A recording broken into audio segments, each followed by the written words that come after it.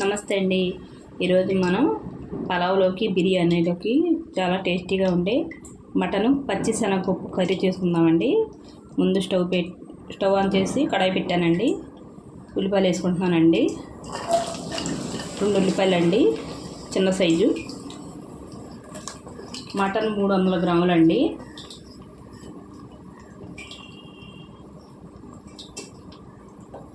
ఉల్లిపాయలు పచ్చిమిర్చి వేసుకున్నానండి. 3 పచ్చిమిర్చి వేసుకున్నానండి.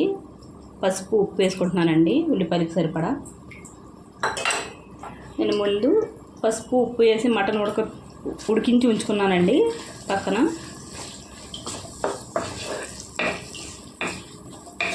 ఉల్లిపాయలు వేసుకోవాలండి.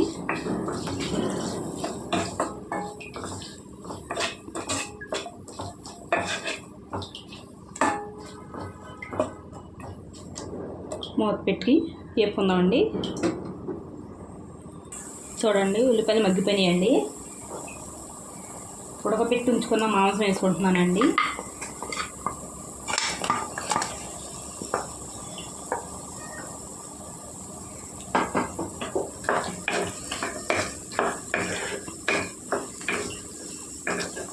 కొద్దిగా కలుపుకున్న తర్వాత మసాలా వేసుకోవాలండి. నేను పచ్చి మసాలా వాడతానండి, ఎక్కువ ఇదే వాడతానండి. 2 స్పూన్లు వేసానండి. ఈ కూరలో కొద్ది మసాలా ఎక్కువ వేసుకుంటేనే బాగుంటుందండి.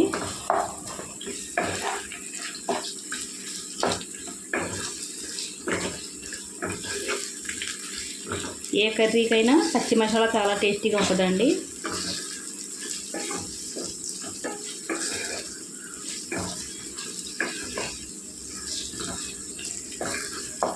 ఒకసారి కర్రీ చేసుకున్నారంటే బిర్యానీలోకి పలావులకి అత్తమాట ఇదే చేసుకోవాలనిపిస్తుందండి. అంత టేస్టీగా ఉంటుందండి. ఒకసారి మీరు ట్రై చేయండి చేసుకుని. ఇది ఏగనివ్వాలండి. మసాలా ఏగిన తర్వాత చూద్దాం. చూడండి, మసాలా ఎర్రగా ఎగిపోయిందండి. కారం వేసుకోవాలండి. కారం నేను 3 చెంచాలు వేసుకుంటున్నానండి. ఎక్కువ తినేవాళ్ళు ఇంకా ఎక్కువ వేసుకోవచ్చండి.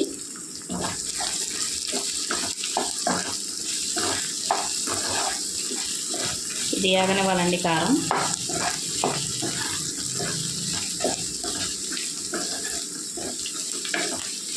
కారం పచ్చివాసన పోయే వరకు అండి వేపాలంతేనండి.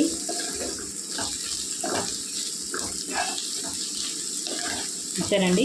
నీళ్ళు వేసుకోవాలండి కర్రీలో.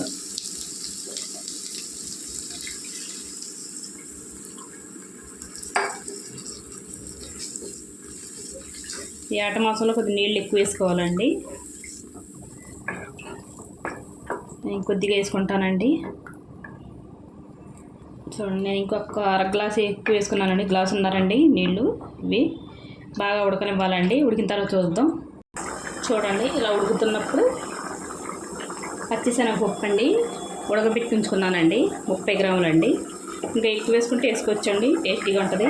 నేను తక్కువ వేస్తున్నానండి.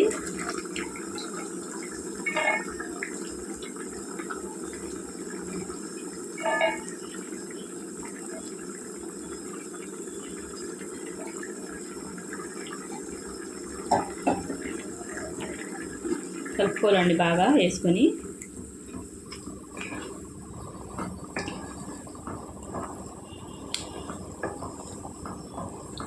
దగ్గర గంట ఉడకనివ్వాలండి. ఉడికిన తర్వాత చూద్దామండి. చూడండి, దగ్గర గంట ఉడికిపోయిందండి. ఇప్పుడు కట్టేసుకుందామండి స్టవ్. చూడండి, ఇంకా ఎక్కువ వేసుకోవచ్చండి. శనగపప్పు కావాలితే చాలా టేస్టీగా ఉంటుందండి. ఒకసారి మీరు ట్రై చేయండి. ఇంతేనండి వీడియో. నచ్చితే లైక్, షేర్, సబ్స్క్రైబ్ చేసుకోండి.